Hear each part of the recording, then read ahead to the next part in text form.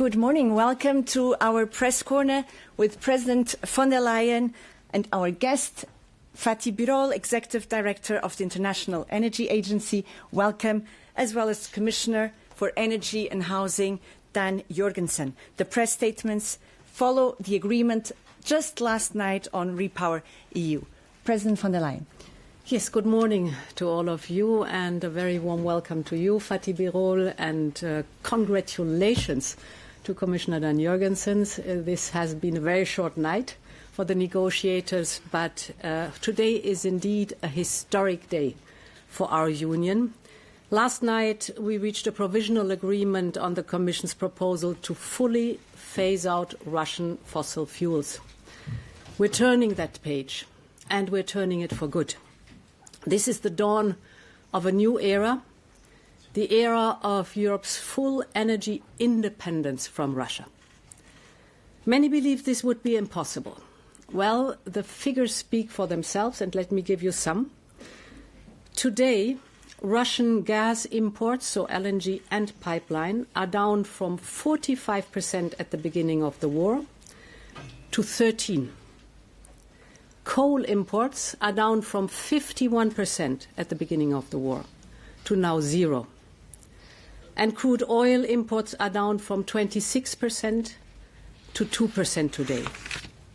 I always knew that we could deliver with unity, with resolve, and by building on the extraordinary work of the past 3 years. With our Repower EU plan, we overcame the worst energy crisis in decades. We saved energy together while ensuring energy security all the way. We diversified our suppliers to trusted partner, signing new partnerships, and we invested in renewables and nuclear at unprecedented speed. Today, half of our electricity comes from renewables. And if you look at the low-carbon energy, so nuclear and renewables, it's 74%. And this is just the beginning. Repower EU kept us safe winter after winter. It kept the lights on in Europe's schools and hospitals. It kept homes warm across the Union. So this is a true European success story. And there's another point that is important. As we slashed Russian imports of fossil fuels massively, we also cut the revenues that Russia uses to wage its war of aggression against Ukraine. We were paying to Russia 12 billion euros per month at the beginning of the war for fossil fuels. Now we're down to 1.5 billion per month, still too much. We aim to bring it down to 0. And my final point is, as part of its aggression, Russia has been attacking Ukraine's energy infrastructure over and over again, winter after winter, in these past 3 years. Winter after winter, Europe helped keep the lights on in Ukraine. Dear Fatih, dear Dan, you both worked hard, and you remember our joint effort last year to repair, to reconnect, to stabilize Ukraine's energy system. We will do it again this year. We will help repair the damage caused by the Russian strikes. We have already provided more than 16,000 power generators and transformers. And we are stabilizing Ukraine's energy grid with over 2 gigawatts of electricity export from our union to Ukraine. We will continue to support immediate needs and help build a more resilient Ukrainian energy system for the long term. To conclude, this is a good day for Europe and for our independence from Russian fossil fuels, because this is how we make Europe resilient.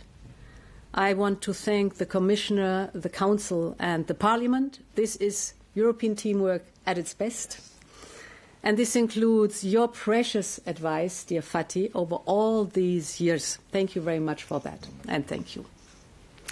Yes, Mr. Birol has the floor. Good morning, ladies and gentlemen. Madam President, big congratulations to you and to you also, Mr. Commissioner. Indeed, this is a historic day colleagues, for Europe and for the energy world in general. Today, Europe is drawing a line under a saga that began over half a century. Decades and decades, Russia has been the #1 energy supplier of Europe, mainly natural gas, and today we are coming to the end of this saga. Dear colleagues, if you look at the past, why Europe chose Russia, very interesting. In the 1970s, it was a diversification from Middle East oil. So it was a way to diversify there, but it went a bit, I would say, too far. From this diversification, there was a growing dependency on Russian gas.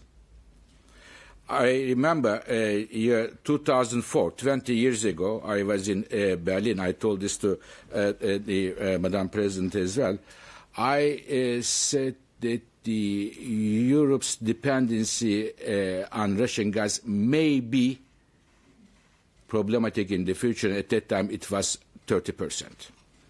And it was not heard very strongly in Europe. And 2019, about half of the European gas came from Russia, even worse.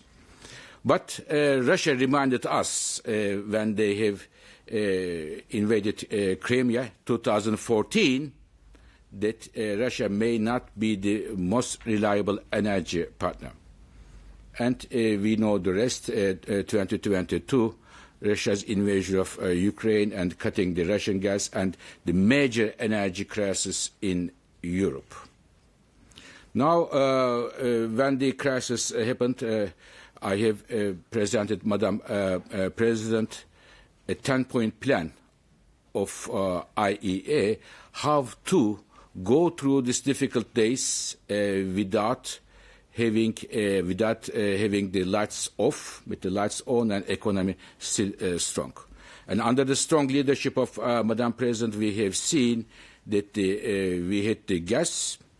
We were also fortunate to have the U.S. LNG at that time and the Norwegian growing gas production. Again, in the last 3 years, accelerating of the renewables, as we have seen, renewables in the last 3 years, Madam President, increased 40% in 3 years, which is unbelievable, a big growth, again, as we have suggested. And again, we have suggested that the nuclear should give it a second thought, and the countries that wanted to phase out nuclear stop their policies and continue with nuclear. And today, I think a historic day, thanks to the strong leadership of Madam President. And also, I can also thank and congratulate my friend, Mr. Commissioner Dan Jørgensen. His great efforts until this morning continue. I hope then you will have some time to enjoy this today and mark this occasion. Dear colleagues, this comes at a time, of course, very important, as Madam President mentioned. It is also important in the context of defending Ukraine and defending the European integrity and sovereignty. But it comes at a time that, as I has said 2 years ago, lots of LNG is coming to the market now from US, Canada, Australia, and Qatar. It gives us, Europe, a room of maneuver. I would like to finish my words. We all, at the IEA, we all want to get a lesson, learn a lesson from this experience in the last 50 years. The lesson we learn is not to have too much concentration of energy from one single country. This can be gas, this can be this or that, because this in the energy world, over-reliance can quickly turn into major geopolitical vulnerabilities. So therefore, I hope we all learn our lesson. My #1 golden rule for energy security is diversification. So in that respect, I would like to congratulate once again Madam President and Mr. Commissioner, and I hope to see that this success story in gas can be replicated for oil and nuclear fuel supplies in the future. Thank you. Commissioner Jørgensen. Madam President, dear Fatih, today is indeed a good day for Europe, a good day for Ukraine, and a very bad day for Russia. Today we close the taps on Russian gas. It is a historic decision. It is an unprecedented decision, but it is a necessary one. Putin has weaponized energy against us. Putin has blackmailed member states of the European Union, and he's used the profit to finance his terrible war against our friends in Ukraine. Today we say no more and never again. We will never go back to our dangerous dependence on Russia, to volatile supplies and market manipulation, to energy blackmail and economic exposure. Instead, we choose a new future of energy security and independence for Europe, in which we harness our own clean, homegrown and affordable energy. This is a change that Europe is prepared for. It is a step that we are ready to make. The phase-out will be careful, gradual, and coordinated. So, the details. 6 weeks after the regulation enters into force, new short-term and long-term contracts will be prohibited. Then we will deal with the remaining imports under existing contracts. Existing long-term LNG contracts will be prohibited as of 1st of January 2027, in line with the sanctions we've agreed on earlier this year. Existing long-term pipe contracts will stop as of 30th of December 2027. As regards existing short-term contracts, we stop the LNG ones in April 26 and the pipeline ones in June 26. This will lead to a full phase-out of Russian gas from EU markets in autumn 2027. Apart from gas, we also target the remaining imports of Russian oil to the EU. At the beginning of next year, we will table a legislative proposal to ban imports of all Russian oil. We have to do this as soon as possible and no later than by the end of 2027. So, to conclude, we choose security for our people, stability for our economy, independence for Europe, and once again, we stand by Ukraine. Fatih, thank you so much for your advice in this process. Madam President, thank you so much for your leadership, and thank you all for coming today. Thank you for your statements. This brings our press event to an end. Wish you a very nice day.